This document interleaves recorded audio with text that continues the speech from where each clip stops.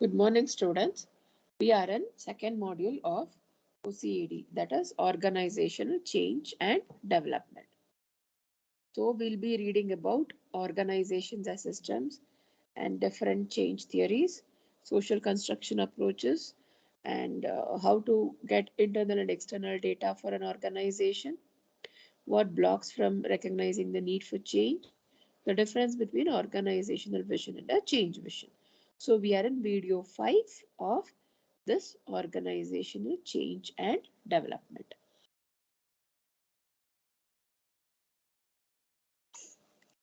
To, to start with, what do you mean by considering organization as a system? It refers to an approach to conceptualizing organizations as systems based on systems thinking and theory in order to give clarity and perspective to study and analyze the organization. What do you mean by this here? Organizations and their members are usefully conceptualized as systems designed to accomplish predetermined goals and objectives through people and other resources that they employ. They are also composed of smaller interrelated systems. For example, it might be departments, divisions, or units which serve specialized functions.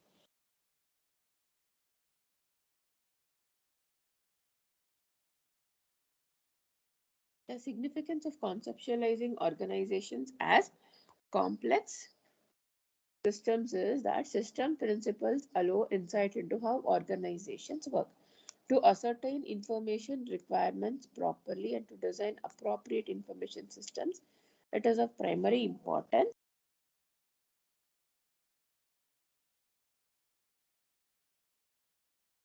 Design appropriate information systems.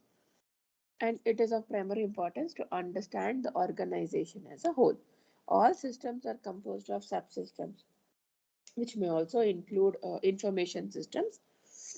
Therefore, when studying an organization, we should also examine how smaller systems are involved and how they function. All systems and subsystems are interrelated and interdependent. This fact has important implications both for organizations and for those system analysts who seek to help them better achieve their goals. So, when any element of a system is changed or eliminated, the rest of the system's elements and subsystems are also significantly affected.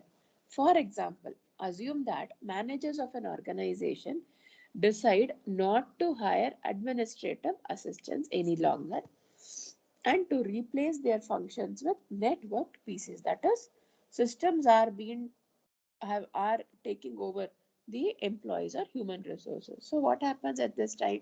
This decision has the potential to significantly affect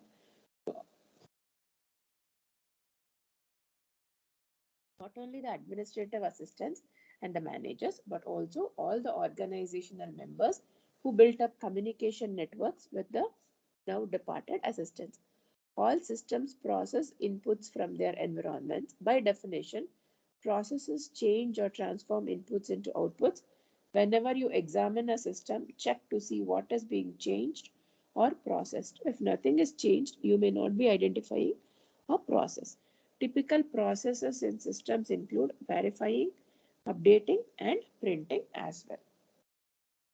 Another aspect of an organization as systems is that all systems are contained by boundaries separating them from their environments.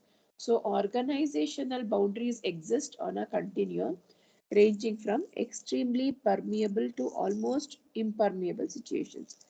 To continue to adapt and survive, organizations must be able to first be able to import people or raw materials or it might be information through their boundaries and then to exchange their finished product services or information with the outside world, or you may call it also as output. The specific need for the organizational change is real, understood, and meaningful to the change recipients. So, healthy organizational change ensures the need for change has been thoroughly and holistically assessed. It also ensures the level of change proposed aligns with the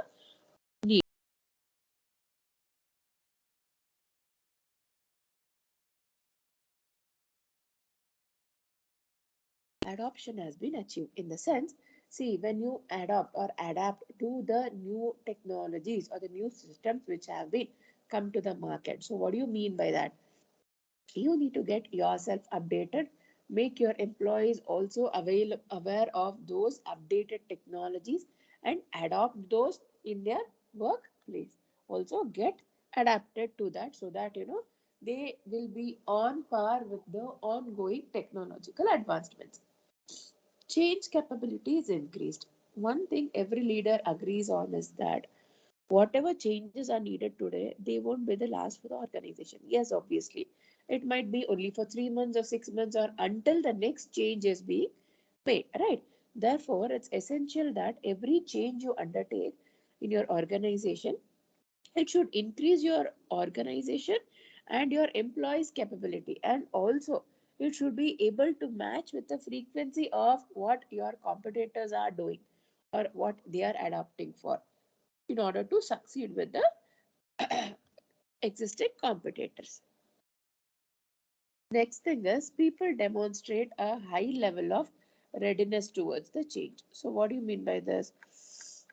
When employees or the people who are working under you in an organization, they're happy with the laws or policies which are made by the organization, they'll be always motivated or they'll be always on their toes to accept the changes whatever being done in the organization, right? If they are happy with you, if you are happy with them, then fine, they'll always be ready to go with all the changes whatever you make in the organization. So there is a common but erroneous belief that people resist changes. This only happens when they are not happy with the management, right? The problem with this is it becomes a self-fulfilling prophecy. In order to manage resistance, it must first be created. People experience limited stress. Change is any event that pushes or facilitates or requires us to move outside or beyond our current comfort zone. Every change creates tension between our comfort and familiarity with the current state, and a discomfort and unfamiliarity of the unknown new state. It is in this tension that we create the stress necessary for changes being made, and people also feel actively involved. It means there is a structure to enable involvement and an active role for them as they navigate the white space. Next, before going on to levels of organization change. So we learned about what exactly do you mean by organization and the systems, right? So we'll learn something about the feedback as well before going to the levels of organization change. Feedback is one form of system control. As systems, all organizations use planning and control to manage the resources effectively. So what do you mean by this? They use number of features or number of feedbacks which help them to get back to their existence. So which also helps them to plan or control the system as well as the employees. And as you know, organization is a composition of interrelated individuals, and there will also be division of work between the individuals, and coordination, cooperation, and the group behavior should be well displayed or well exhibited by the employees who are working in that particular team in order for them to achieve well, right? In every area of our organization, our systems bring out the brain power of the people involved while providing effective structure and support in the interest of delivering better results. The people who use the systems understand the story behind them and why they are supposed to use them.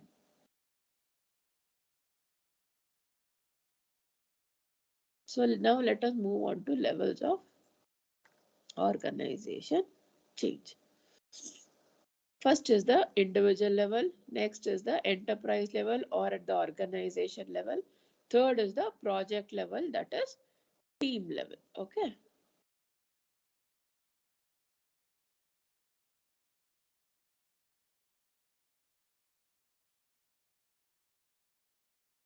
So first is at the individual level. Individual level changes may take place due to changes in job assignment, transfer of an employee to a different location, or the changes in the maturity level of a person, which might occur over a passage of time or over the years. Individual level changes will have impact on the group, which in turn influence the whole organization. Therefore, a manager should never treat the employees in isolation, but he must understand that the individual level change will have repercussions beyond the individual. Next is the change which is being made at the organization or the enterprise level. So, what do you mean by this? The organizational level change involves major programs which affect both the individuals and the groups as well. Decisions regarding such changes are made by the senior management. These changes occur over long periods of time and require considerable planning for implementation. So, examples for this organizational change or the change at the enterprise level might be strategic change, structural change, process oriented change, and people oriented change. What do you mean by strategic change? The changes which you make in the action which has been planned, or with the rules or policies which have been set aside for the employees or for the organization existence or functioning, or the strategies which you create in order to retain your employees or get a new set of customers, or how to retain your clients when who are working for you. So when you are making changes at those levels, then it is called as strategic changes. What do you mean by structural change? You want to include a new designation in the existing team. So you are making a change in that structure, right? So that is called as structural change. Or you are hiring an extra HR resource who will be responsible for handling the activities apart from the existing HR manager. He will be probably called as HR associate or HR supervisor. That is also a structural change. So you are going to change something in the existing structure of an organization. So that also is at the organization level. Process oriented change and people oriented change. Process oriented change comes into picture wherein you have some process which is going on at present and you want to change the process here in the sense the flow with which your organization is working, or the protocol which the organization is following. The changes when you made into that, again it is at the organization level. Independent departments or units or teams can't go for this process oriented changes. Next is the people oriented change. So this comes in picture wherein employees are involved, wherein they can handle the retainment or attrition of the employees. And again, the top management is the one who will be dealing with all these people oriented changes. Next is the project level or the team level or the group level.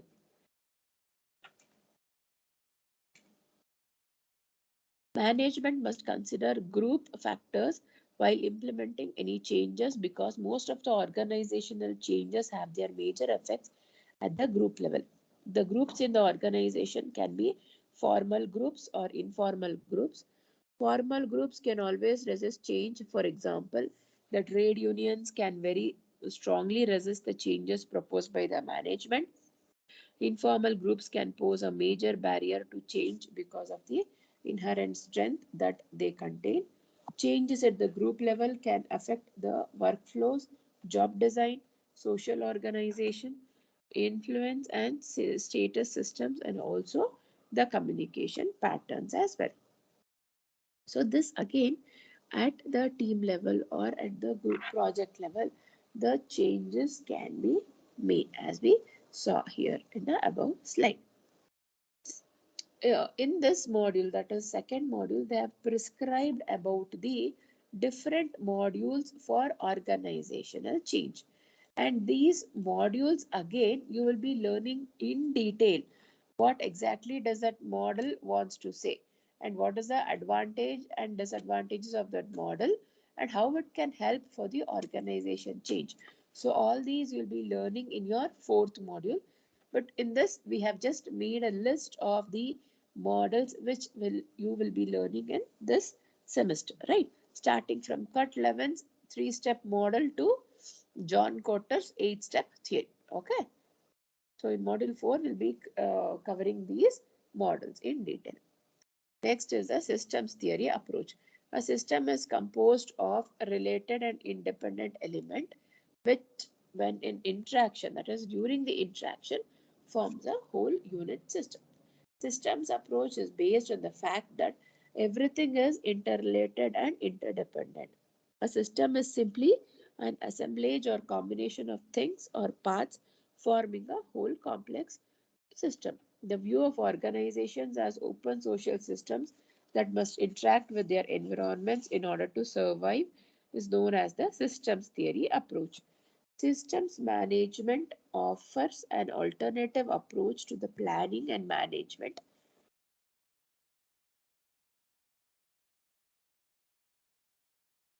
of organizations. The systems management theory proposes that businesses like the human body consist of multiple components that work harmoniously so that the larger system can function optimally. The same way, the businesses has to concentrate on the small teams or small divisions which might help them to grow better. Next is the social construction approach. Social constructionism is a theory that people develop knowledge of the world in a social context, and that much of what we perceive as reality depends on shared assumptions. This approach suggests that the degree to which a social problem is perceived as problematic, as well as the kind of problem it is understood to be, is a function of social interaction. Arjun and Lakman in 1966, they have given a statement and they have also argued on this, telling that social construction works in 3 stages: externalization, objectification, and